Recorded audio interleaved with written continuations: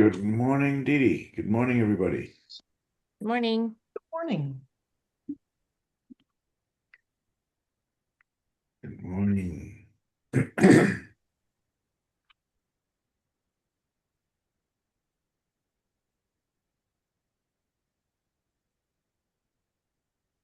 Robin, smile. Yes, Good morning. right. Good morning, Joanne. Good morning. Good morning. Good to see you. Peggy. Where are you, Peggy? I'm in Milwaukee, Wisconsin. Milwaukee. I think that's the only thing I know about Milwaukee. I think they make beer there, I think. I'm not sure. We do. Ah, okay.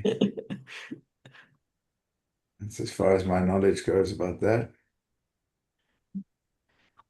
Okay. So, um, ready, Dr. Pierce. Good morning, sir. Lisa Malone.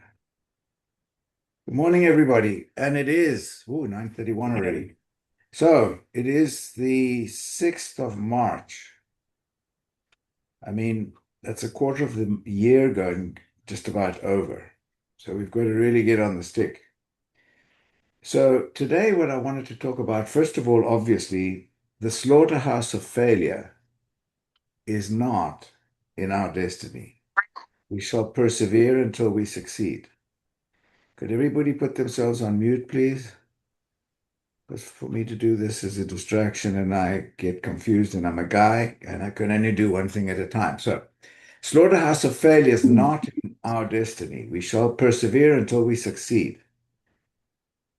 Or the slaughterhouse of failure is in our destiny if we quit. That's a little modification on Augmandino.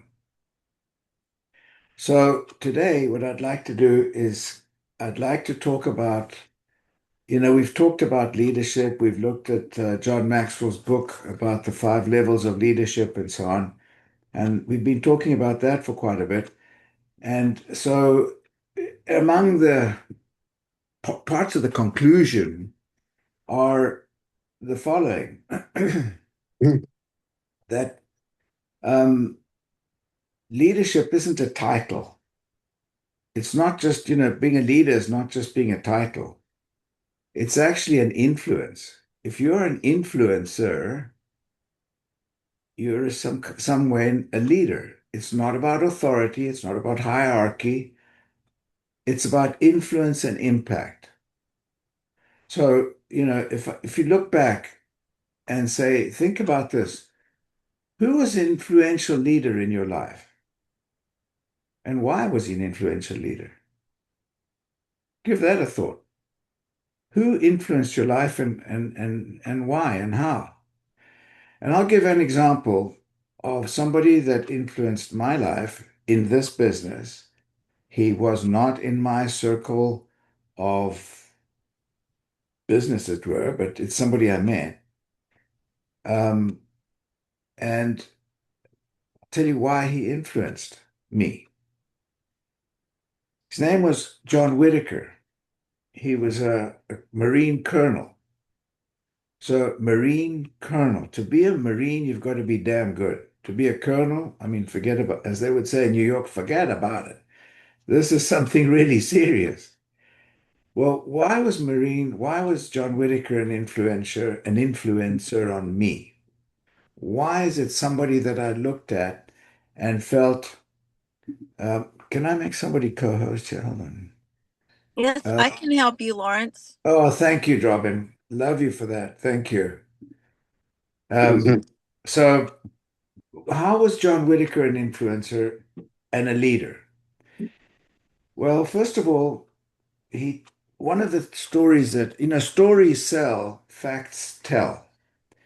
And one of the stories was that he was actually about to get his team to jump off a parachute again.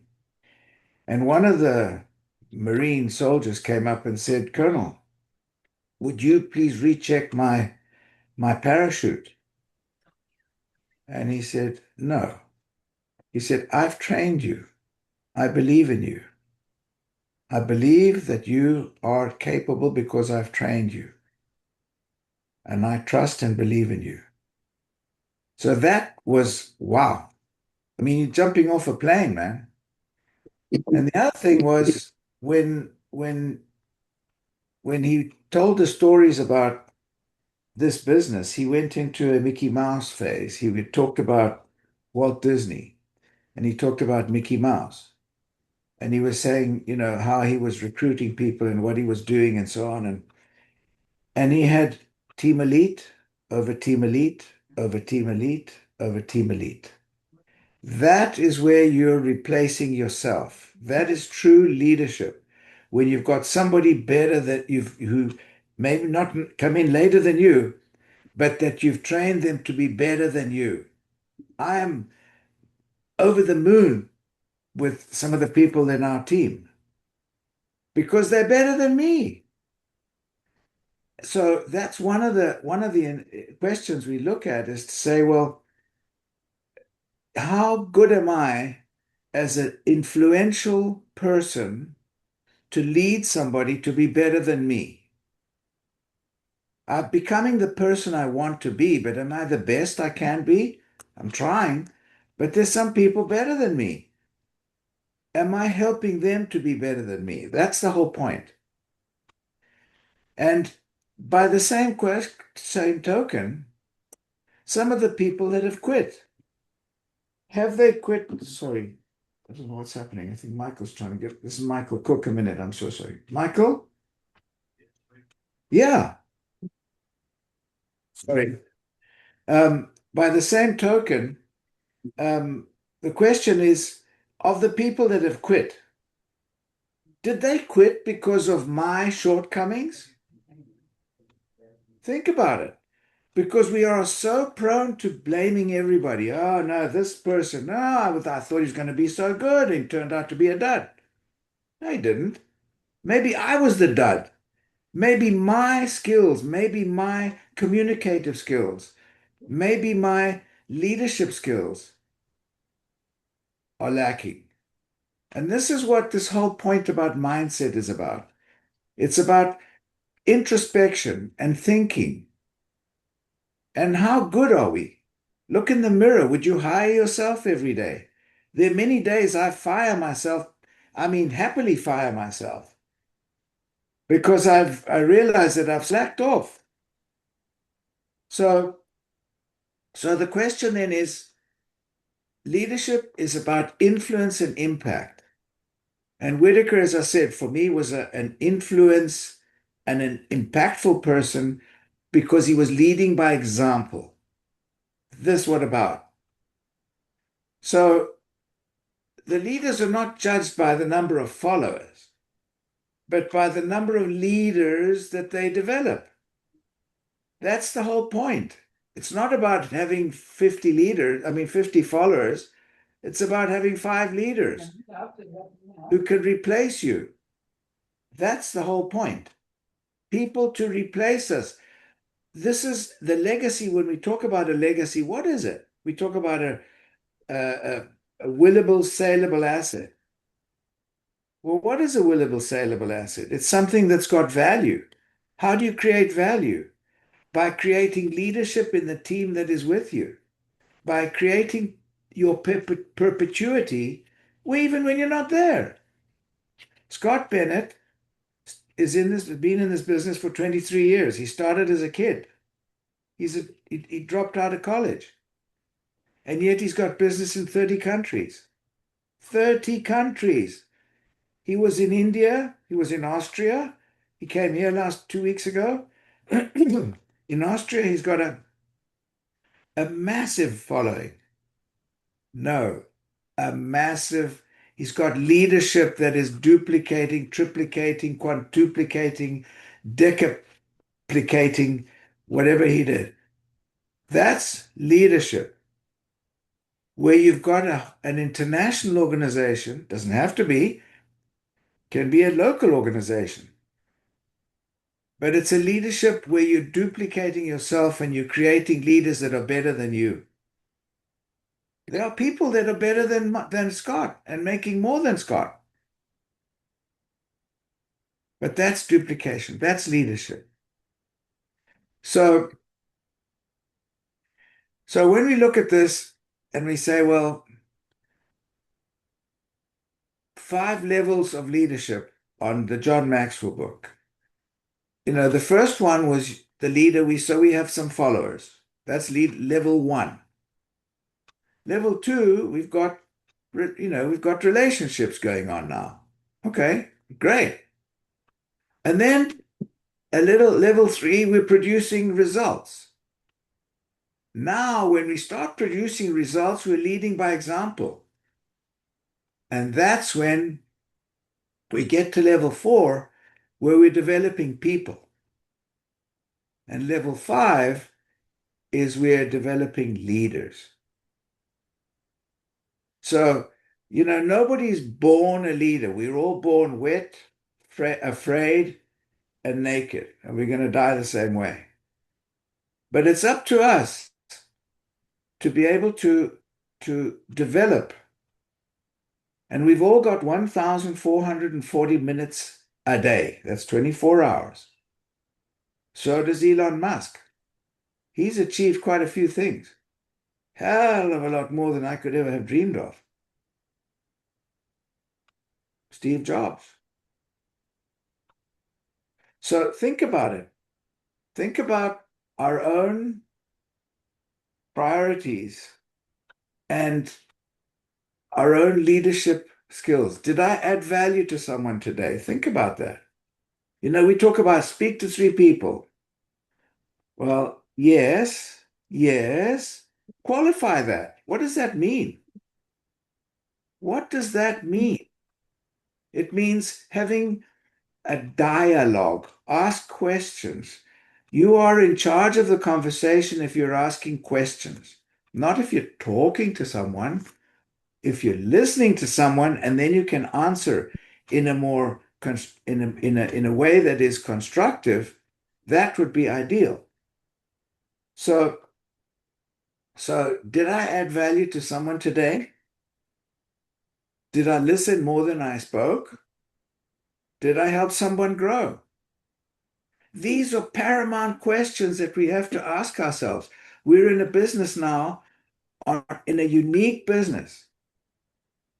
No, you're not. We're not. We're in a business we're in a business which is allowing everybody to become unique. Why? Because we've got a science, technology, innovation, which at the moment nobody has. The technology we have, how we use it. So leadership grows with small, consistent actions. That's why books like oh my gosh, no, the oh my goodness, I've had a complete blank. God, I can't even remember the title of the guy. Oh my God, how do you eat an elephant? One bite at a time. It's the compound effect. Oh, there you go, way up. The compound effect. That's what it is. It's small, consistent actions, persistent action.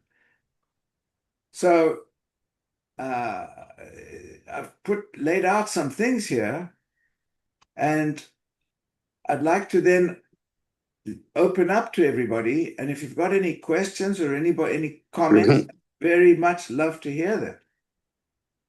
So just as a last one, can you identify the people in your team who you're proud of? Can you identify the people in the team who have quit? And if you're honest, was it them or was it you? That's what it's about. Did I fail? Was I good enough? Because I have had some brilliant people who've quit. And I'm damn sure it's not them. It's me. I'm absolutely 100% sure. People that I've met in my life have been absolutely fantastic, brilliant, successful, whatever.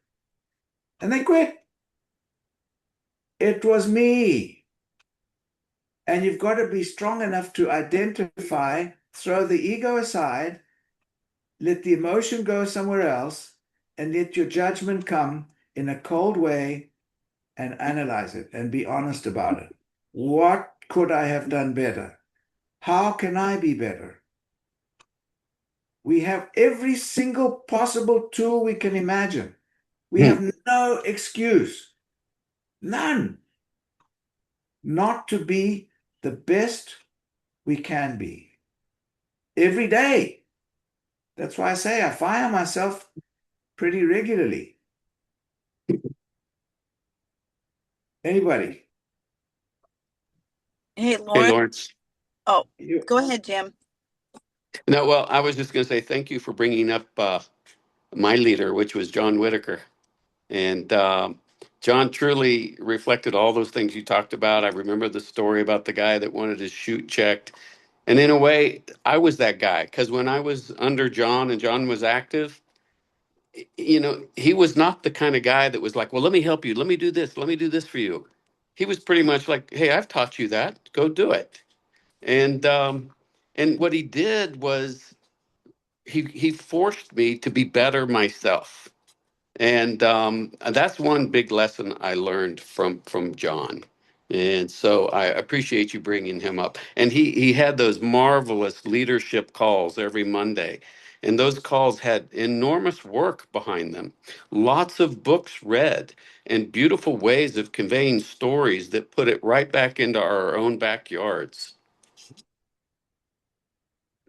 thank you, Jim. I think it's So, important everybody understand this is a business with a personal development aspect to it, and I've owned other companies and been in leadership positions before, but this is different, and I hope that I have grown. I know I've grown through this, and I hope to meet the expectations of the new leaders. But we also can't want something for someone more than they want it for themselves.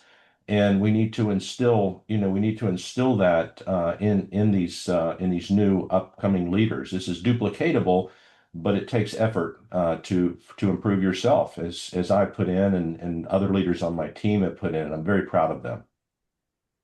Good, Michael. hey, Thank you. Go Lawrence. ahead, Robin. Yeah. Oh, so John Whitaker lives about 20 minutes from me, and I never met him except one day I was at UPS, I think, and he came in, and I knew who he was. So I said hi to him and said that I was in the business, and he was so kind.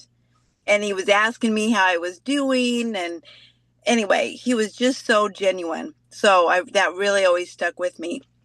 But one of my goals lately has been, and I'm trying to find that chart, but if my goal, and I write it down, is to improve even 1% per day and to grow. And I know you guys have seen that, but the chart right after 1 year is huge. And I'm right. It's just amazing. If we just try to improve 1% each It's day, 360% a year. there you go. Yeah. You didn't That's it. compound it. That's the compound effect. Exactly. It's a little bit at a time. How do you want to lose 20 pounds?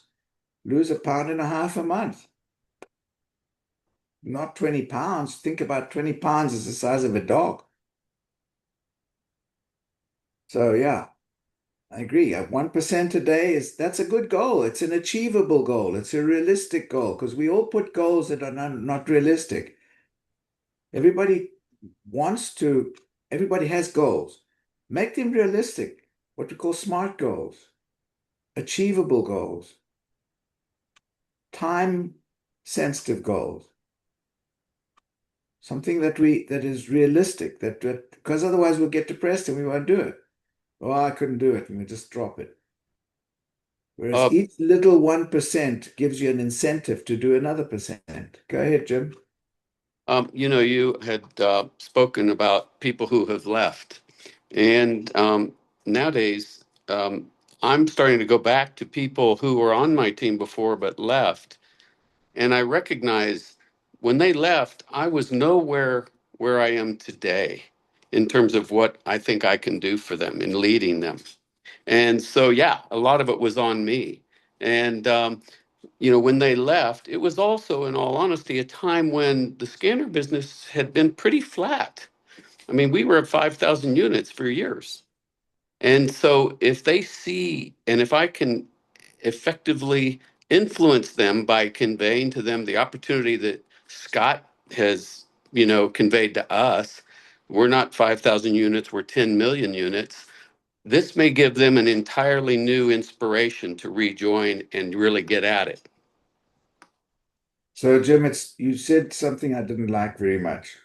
What's that? If I can do this and if I can do that. Oh my God, I hate that word. Come on, man. Thanks, And Lawrence.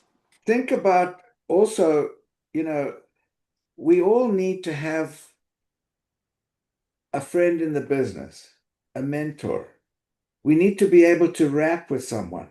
We need to be able to, on a down day, we need to be able to say, oh my God, listen, I had such a crap day today. My goodness, and the person maybe had a good day, or the person had an average day, but the other person, a friend in the business, will talk to you and and point out something positive that will lift you up. Because there are too many positive things in a day. We get hit with some negative thing and we think, oh my God, no. So find a friend in the business, find a mentor, get somebody that works with you. This is somebody that is somebody you can rely on, somebody that can rely on you. Everybody should be able to rely on you, but you should be able to rely on some of the people as well. And if you have that, then you're achieving something. Michael is one of those people in my team. John Swartz is another one. And thanks to Michael, Linda, and some others in the group. And this is how this works. The ripples are there. So it's about team work, working together. And the strength lies in the strength of everybody together.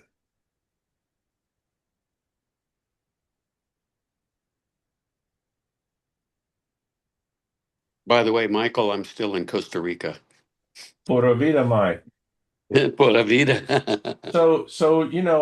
Talking with Lawrence, I'm listening with Lawrence. It reminded me. There's a short video. Many of you may have seen it about a general. I think it was the graduation at West Point, and he said, start each day by making your bed. And I mean, it seems so simple and trivial, but you've actually accomplished something, and that creates a mindset that your day is going to be accomplishing things. The other thing I would do is, and I have done, my Spanish is pretty good. It's not perfect, but every morning for a year and a half, there was a time that I would wake up and I'd have my coffee and I'd use Duolingo.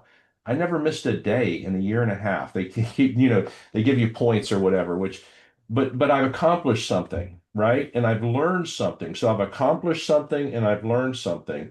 And at the end of the day, when you look back and you can say that you've accomplished something and you've learned something, then you're doing that compound effect. 20 minutes in the morning, do something, learn something. I mean, it might not be Spanish for you, it could be something else. But I make it a goal to try and learn something new every day. Thank you. Yeah. And that's true. If you don't do something going forward, you're going to stagnate. And then you'll eventually go backwards. And that is something we never want to do. Read a book, read something, do something that is positive. And on that, um, I'm tempted to, because I gave a talk one time about legacy. And it has something to do with what we're talking about now, so I'll mention it. I talked about the epitaph. How do you want to be remembered? what would you write on what would you like on your tomb? Well, how would people write something on your tombstone? Sounds macabre, but the final level of leadership is legacy.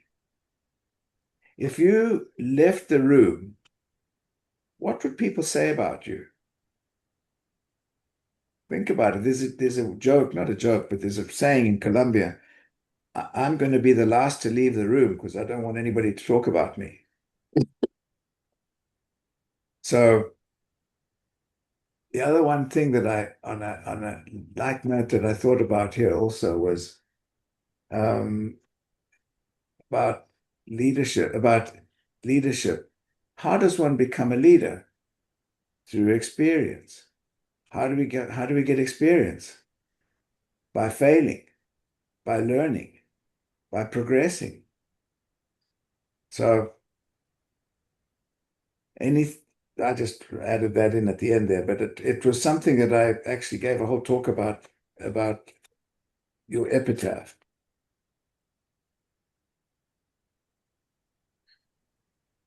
Michael, you're going to say something?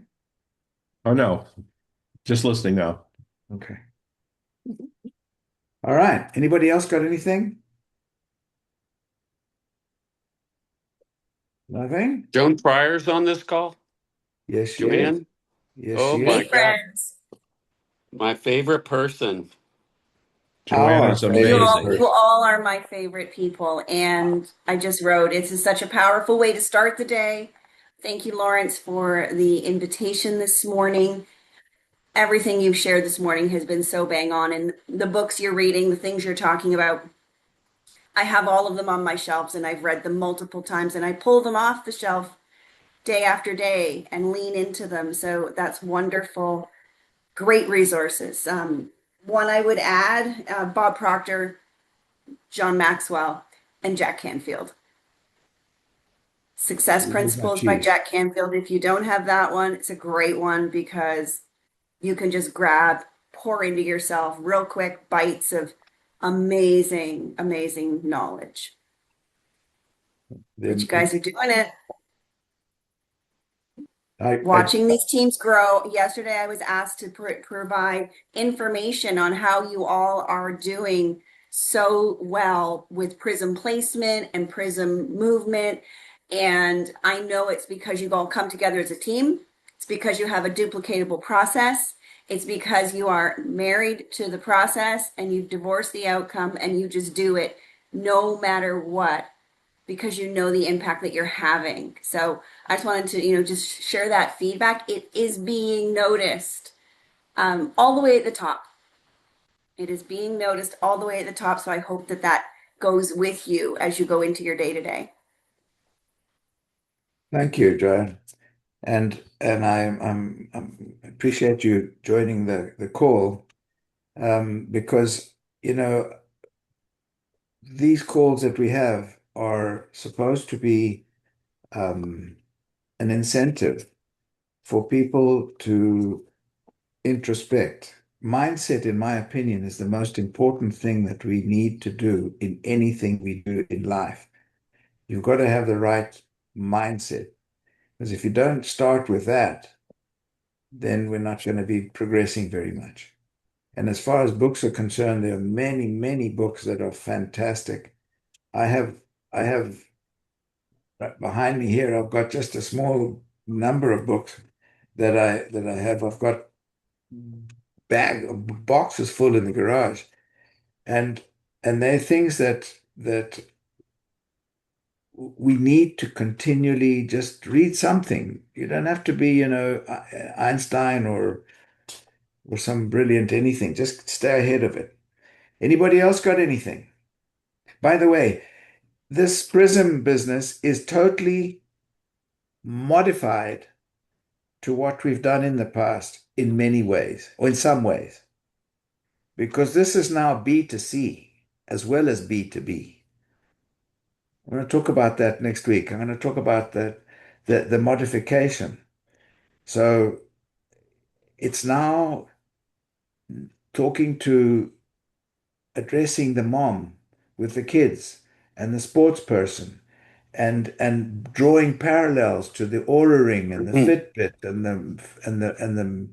and the Amazon Watch, and why we have now can take advantage of those devices by mentioning that those are very good devices, but they're absolutely useless unless you can do something about it, about that information.